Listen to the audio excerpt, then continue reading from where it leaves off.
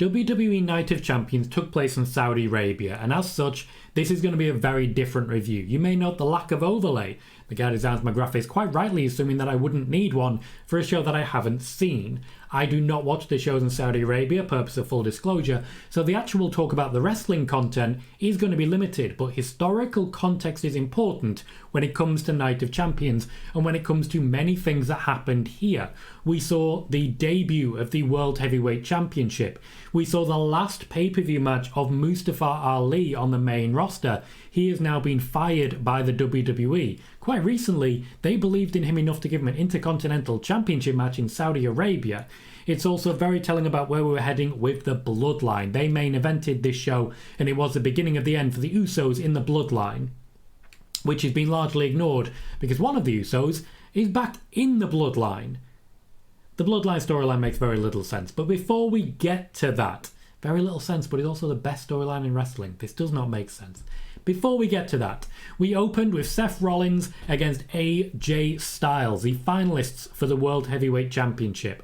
As we build to AJ Styles versus Roman Reigns, quite possibly in Saudi Arabia once again for the second show of the year, this was the AJ Styles rebuild beginning in earnest. Styles versus Seth Rollins has guaranteed chemistry and guaranteed pedigree. I'm furious that I didn't watch this match or cannot watch this match because of it being in Saudi Arabia, when the only match they've had previously at Money in the Bank on pay-per-view many years previous was fantastic, and I did feel they could go further. This match lasted about 20 minutes and it was a win for Seth Rollins, who became the first and currently the only World Heavyweight Champion. Seth Rollins had defeated Finn Balor in the build, who would become the next challenger, but for AJ Styles this was more about a rebuild going into SmackDown that he needed desperately going forwards. Now that we do actually see AJ Styles working in many ways with John Cena right now, despite the recent injury, we do have a very different situation for AJ Styles and the club. I say AJ Styles and the club has still basically forgotten about. They had one line in the past 3 months of programming, but AJ Styles is now in position to challenge the Bloodline because of what he was able to achieve in getting to the final of this tournament. That said, you come to beat the best, you don't beat Seth Rollins. This was followed up by one of many, many matches that we had that thankfully wrapped up recently at Payback in the feud between Trish Stratus and Becky Lynch. Trish Stratus picked up the win here, largely because of the involvement of Zoe Stark, and we've seen that the intention is to add as much star power to Zoe Stark as they possibly could. It's why it lasted so long, and also because they had nothing else for Becky Lynch to do. Trish Stratus, since losing to Becky Lynch in the cage match, has vanished, but this is when she was really vital to what they were doing in the women's division. We had 2 Raw women's matches on this particular setup, and Becky Lynch, now that she's an NXT champion, is very much in a league of her own. They're trying to keep her and Rhea Ripley separate so they can build towards it at WrestleMania, but honestly, this match might not have been the way to do it, because by the end, everyone was fatigued. And I don't mean by this match, I mean by the feud in general. Next up, the Intercontinental Championship match I was referencing at the beginning. It only lasted 9 minutes. It was Gunther versus Mustafa Ali. Another match that made me a little bit jealous of people who do choose to watch these shows. Ali is an incredible talent. Wherever he goes next, they have got themselves a bargain. He's a tremendous talker and wrestler. Gunther, much the same. Doesn't do as much talking, though he certainly can. It felt like a match made in heaven, because both men would give their absolute all. It was Ali's last main roster pay-per-view match. He went back to NXT after this point, wrestled a couple of matches, and was then given his marching orders. This was a period in which Triple H was trying to say to Ali, look, I want you to sign a new deal.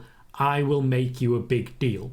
And I don't mean offer you a big deal, I mean I'll make you matter. Then he went to NXT, and I can understand why maybe he didn't fully believe Triple H. Intercontinental Championship retained by Gunther. We had a championship change in the next match. Asuka defeating Bianca Belair. This was a long time coming, given that it was a rematch from WrestleMania. They were clever about it. At Backlash, they interrupted that feud with Io Sky versus Bianca Belair, a clear indicator of where Io Sky was heading. She is currently the women's champion over on SmackDown and has recently wrestled against Asuka as we build towards what looks like potentially a triple threat at Mania between Io Sky, Asuka and Kairi Sane, who recently has been backstage at WWE events trying to basically get this deal over the line and run down her contract with Stardom. When it comes to Asuka, we were all expecting, or at least I was, the win at WrestleMania. It was the only credible challenger for Bianca Belair, and Bianca Belair desperately needed to lose the championship so that she could evolve as a character. This started that off. Shortly afterwards, we had the reintroduction of Charlotte Flair in what looks like it's going to be the WrestleMania match for Bianca and Charlotte, the grudge, the feud that we're building towards, where Bianca Belair will be a heel. Asuka, as heel, getting the win here really did help to make that heel turn possible, one of many heel turns that are coming over the next few months. We had our third women's match, 7-match card, 3 women's matches, Saudi Arabia. They do keep saying they're trying to change the world. They can honestly hang their hat, and I kind of get annoyed by it sometimes. Rhea Ripley with Dominik Mysterio by her side. Mami was in play against Natalya. Natalya has pedigree when it comes to Saudi Arabia. She was one of the first women to wrestle in Saudi Arabia, and years before wrestling in Saudi Arabia, she did state in an interview with Rick Ucchino that she intended to wrestle in Saudi Arabia. She's been fighting to be a woman wrestling in Saudi Arabia for years now, and she did manage to achieve that a number of times. So it is no surprise that she got picked for this particular match.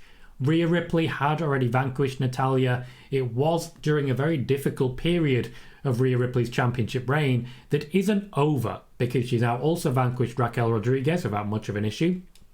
She'd already vanquished Zelina Vega, and now she's looking to vanquish Nia Jax. It's a difficult period for Rhea Ripley, where she's picking up wins, but she's not picking up scalps. And now that we have Jade Cargill signed, I'm not 100% confident of Rhea Ripley's future with that championship.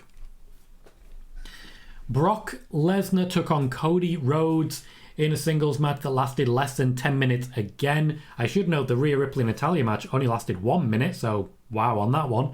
But when it comes to Brock Lesnar and Cody Rhodes, they gave us 10 minutes, and Brock Lesnar won by making Cody Rhodes not tap, but snap.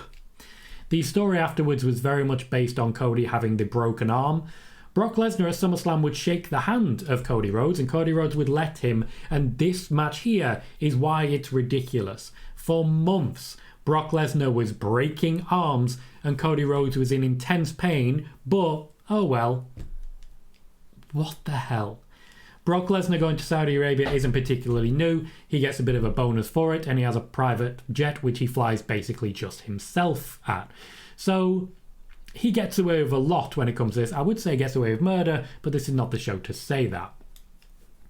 Finally, our main event. Kevin Owens and Sami Zayn, the tag team champions, defeated the Bloodline's Roman Reigns and Solo Sikoa. This is shortly after defeating the Bloodline's Usos, and then further back, the Bloodline's Usos. This was a down period for the Bloodline, from which I still don't believe they have recovered. The peak of the Bloodline story was Sami Zayn building up to take on Roman at Elimination Chamber, and Sami Zayn and Kevin Owens versus the Usos at WrestleMania, a match that I reported in the September of the previous year would be happening. Now, the match against Roman and Solo was very, very strange, in that you knew something was coming, and that something was the breakup of the Bloodline, the Usos, particularly Jimmy Uso, turning on Roman.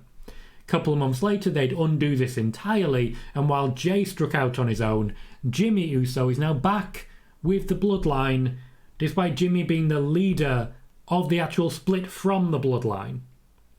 The Bloodline makes very little sense. It is the best storyline in wrestling, and that's another reason why it makes no sense.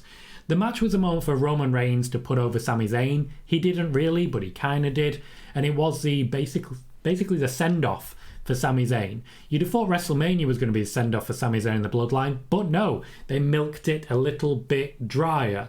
You'd have thought that this match would be a send-off for Sami Zayn, but no, Jey Uso's now moved to Raw, and they're milking it a little bit drier. They are pulling heavily at that Sami Zayn teat, and they are refusing to let go. The Bloodline really is struggling for anything new or fresh at this point.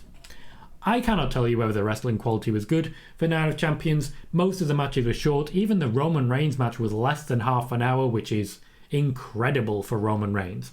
But I can tell you in context, the last main roster pay-per-view for Ali, losing someone of that level of talent, the rebuild of AJ Styles, and at least trying to break up the Bloodline, even though they've retconned it, they at least put in a shot, mean that in historical context, this was a huge show that really did change the landscape going forwards, even if it just means, still to come, the heel turn for Bianca Belair.